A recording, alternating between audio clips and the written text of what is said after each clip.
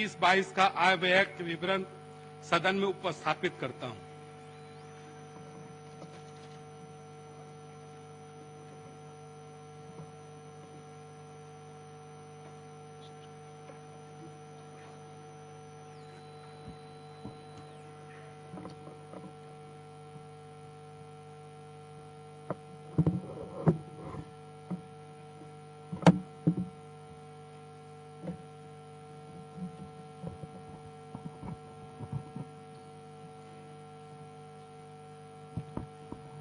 अध्यक्ष महोदय, माननीय अध्यक्ष महोदय, आपकी अनुमति से मैं राज्य का वित्तीय वर्ष 2021-22 का बजट अनुमान तथा वित्तीय वर्ष 2020-21 का पुनरीक्षित बजट अनुमान प्रस्तुत कर रहा हूं। बजट वर्तमान एवं आगामी वित्तीय वर्ष का वार्षिक वित्तीय विवरण तो पेश करता है, साथ ही यह सरकार के आर्थिक कार्यावली की एक रूपरेखा भी प्रस्तुत करता है। वर्तमान वित्तीय परिवेश में सरकार की वित्तीय नीतियां एवं प्राथमिकताएं क्या हो, इसके लिए हमने कृषकों, पशुपालकों, महिलाओं, छात्रों एवं युवाओं, औद्योगिक एवं व्यापारिक संगठनों, सिविल सोसाइटीज आदि के द्वारा प्रदत्त बहुमूल्य सुझाव एवं विचारों को ध्यान में रखकर एक समावेशी विकास का बजट तैयार किया है। इसलिए अध्यक्ष महोदय, इस विकासोन्मुख बजट को एक नए नजरिए से देखने एवं समझने की आवश्यकता है। नजर को बदलो तो नजारे बदल जाते हैं। नजर को बदलो तो नजारे बदल जाते हैं। सोच को बदलो तो सितारे बदल जाते हैं। कश्तियां बदलने की जरूरत नहीं, दिशा को बदलो तो किनारे खुद ब खुद बदल जाते हैं। अध्यक्ष महोदय, राज्य के समग्र विकास के लक्ष्य को शामिल करने के लिए आने वाले वर्ष में उठाए जाने वाले दूरगामी कदमों की रूपरेखा एवं ब्यौरा प्रस्तुत करने के पूर्व वर्ष 2020 में राज्य की आर्थिक स्थिति की एक सच्ची तस्वीर प्रस्तुत करना समीचीन होगा। अध्यक्ष महोदय, वित्तीय वर्ष 2020-21 का बजट तैयार करते समय किसी ने सोचा नहीं था कि वैश्विक महामारी कोविड-19 वित्तीय वर्ष 2020 को चुनौतियों भरा वर्ष बना देगा। कोविड-19 ने विश्व के साथ भारतीय अर्थव्यवस्था को एक अभूतपूर्व तनाव में डाला था। देश में कोविड-19 की श्रृंखला तोड़ना आवश्यक था। इसलिए गंभीर आर्थिक परिणाम को समझते हुए भी भारत सरकार द्वारा देश में पूर्ण लॉकडाउन का निर्णय लिया गया। इससे देश के साथ बिहार में भी आर्थिक, सामाजिक और व्यापारिक गतिविधियां रुक सी गई। लेकिन हमारे लिए आम आदमी के स्वास्थ्य एवं जीवन की चिंता अति महत्वपूर्ण थी। इसलिए भारत सरकार के साथ राज्य सरकार ने भी जान है तो जहान है के सिद्धांत का पालन करते हुए लॉकडाउन का अनुपालन किया तथा कोविड-19 को पराजित करने की पूरी तैयारी की गई। भारत सरकार द्वारा कोविड-19 की श्रृंखला को तोड़ने हेतु लिए गए कठिन निर्णय के साथ राज्य सरकार एवं बिहार की जनता ने अतुलनीय सहयोग किया। राज्य की जागरूक जनता द्वारा कोविड-19 के निमित्त सभी नियमों एवं प्रोटोकॉल्स का अनुपालन किया गया। राज्य में पूर्ण लॉकडाउन के कारण आम आदमी अपने घरों में सीमित हो गए। इससे गंभीर आर्थिक एवं सामाजिक समस्या उत्पन्न हुई।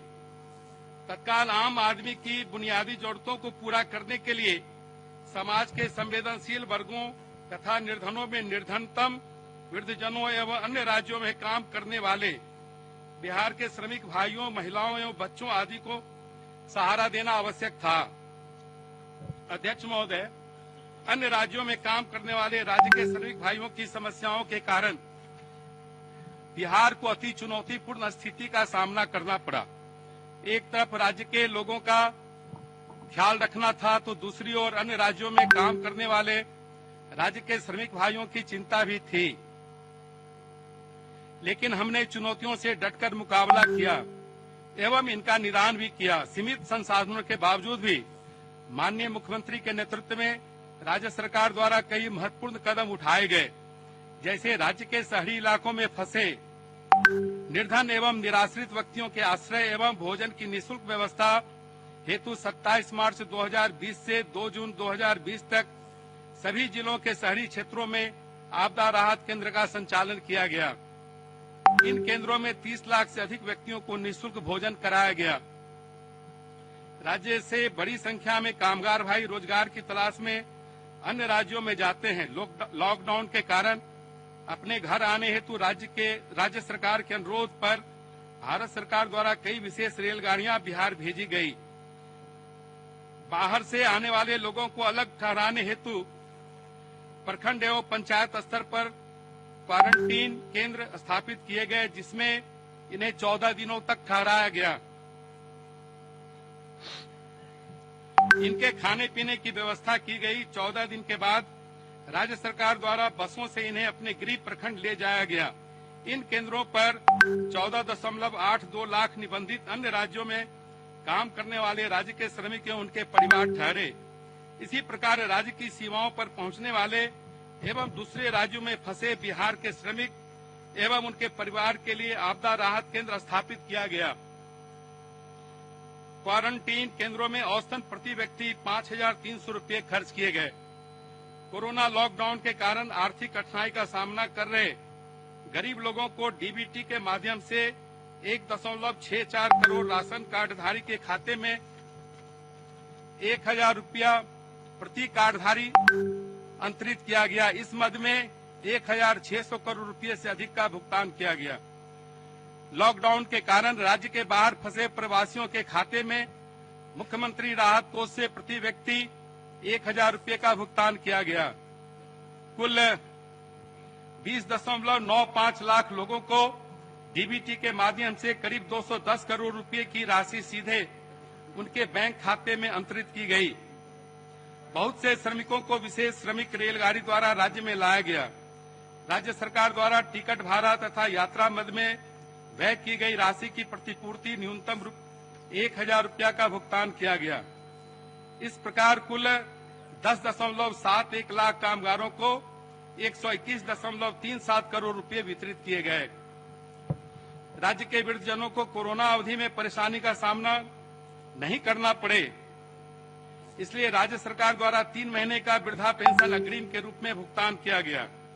राज्य में कोरोना संक्रमण के खतरा से निपटने हेतु संक्रमित लोगों की पहचान आवश्यक था। राज्य सरकार द्वारा कोविड-19 जांच अभियान के रूप में प्रारंभ किया गया। जांच के बाद कोविड पॉजिटिव मरीजों को पृथकवास में रखा गया एवं उनको मुफ्त में दवा भी दी गई। 12 सरकारी लैब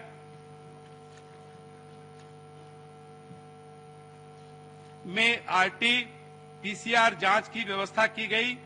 कोविड-19 की रोकथाम हेतु बिहार में आंकड़ों के अनुसार प्रति 10 लाख जनसंख्या पर 1.72 लाख लोगों की जांच की गई है। प्राथमिक स्वास्थ्य केंद्र स्तर तक जांच करने और जांच रिपोर्ट देने की व्यवस्था की गई है। राज्य के सभी 6 निजी चिकित्सा महाविद्यालय एवं अस्पतालों में भी आरटी-पीसीआर जांच की व्यवस्था की गई है। यही कारण है कि राज्य में कोविड-19 के रिकवरी रेट में क्रमशः सुधार हो रहा है। वर्तमान में बिहार राज्य का रिकवरी रेट 99% से अधिक है। बिहार राज्य में कोविड-19 के मरीजों में मृत्यु दर राष्ट्रीय औसत से काफी कम 0.58% है। अध्यक्ष महोदय, राज्य के स्वास्थ्य कर्मी, सुरक्षा कर्मी, सफाई कर्मी, प्रशासनिक तंत्र, बैंक कर्मी, बिजली कर्मी, स्वयंसेवी संगठन आदि की सजगता एवं अथक परिश्रम से राज्य में कोविड-19 का संक्रमण दर और मृत्यु दर काफी कम रहा तथा संक्रमण से स्वस्थ होने की दर भी अधिक रही। इस हेतु मैं आपके माध्यम से सभी कोरोना योद्धाओं को उनके अमूल्य और साहसिक योगदान के लिए प्रशंसा करता हूं तथा उन्हें एवं उनके परिवार के प्रति यह सम्मानित सदन हृदय से आभार व्यक्त करता है। अदम्य सेवा भाव के सम्मान के रूप में राज्य सरकार द्वारा राज्य के चिकित्सकों एवं चिकित्सा कर्मियों को 1 माह का मूल वेतन, उनके वेतन के अतिरिक्त भुगतान किया गया। अध्यक्ष महोदय, विपत्तियों और बाधाओं से हम घबराते नहीं हैं।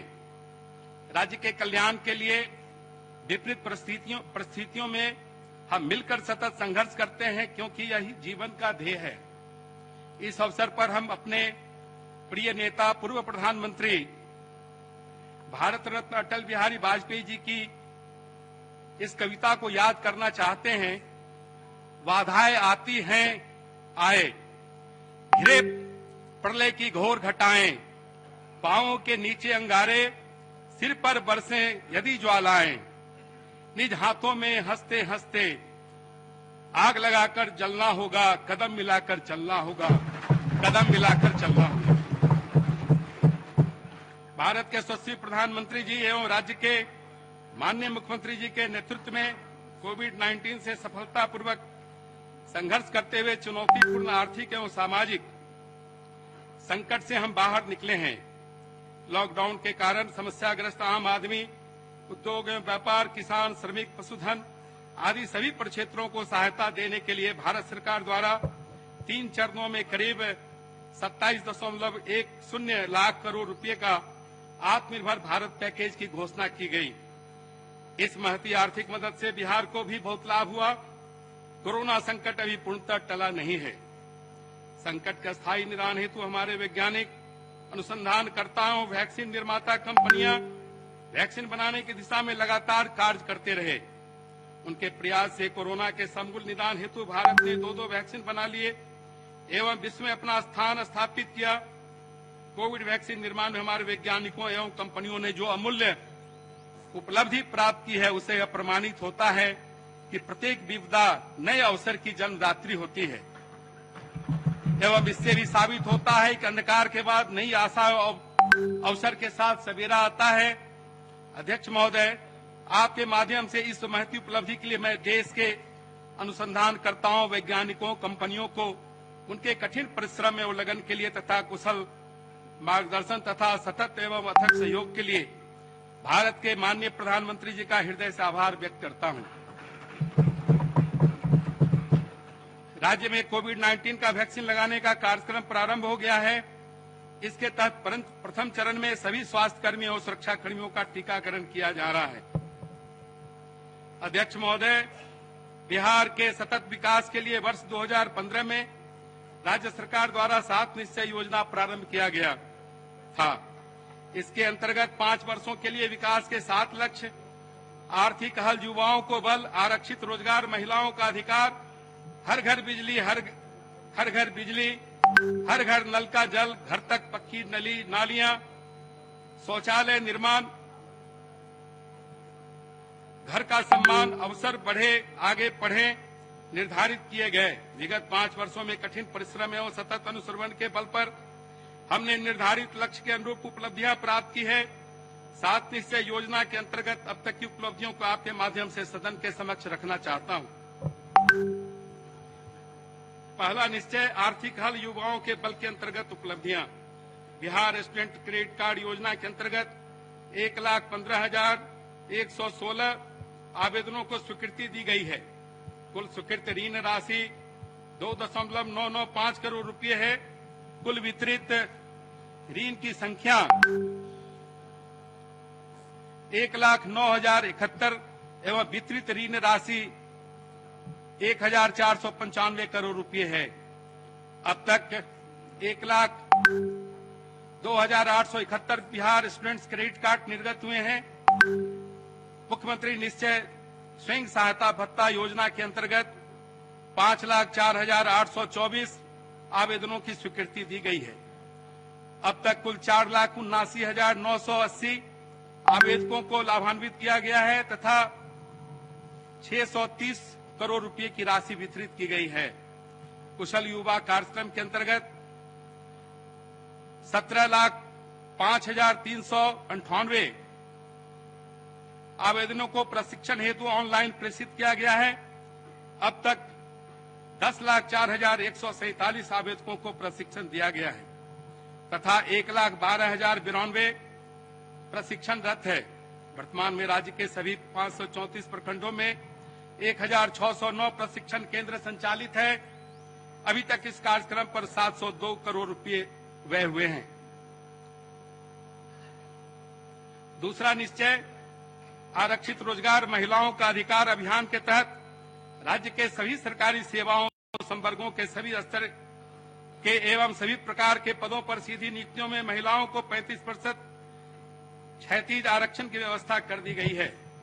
तीसरा निश्चय हर घर बिजली योजना के अंतर्गत राज्य सरकार द्वारा बिहार के ग्रामीण क्षेत्रों के सभी घरों को विद्युत संपर्क उपलब्ध कराया गया है।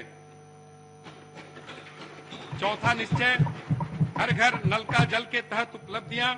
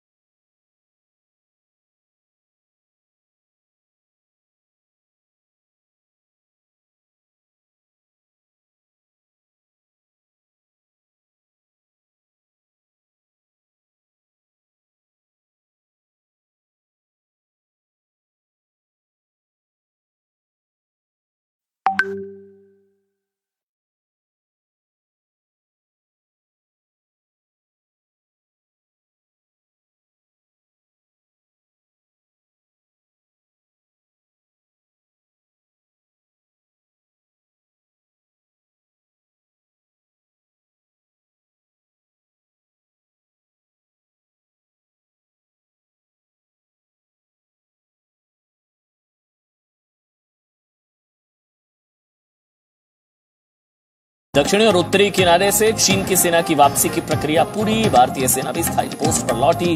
डेप्सांग, गोगरा और हॉट स्प्रिंग के लिए कल मॉल्दो में होगी कमांडर स्तर की बातचीत।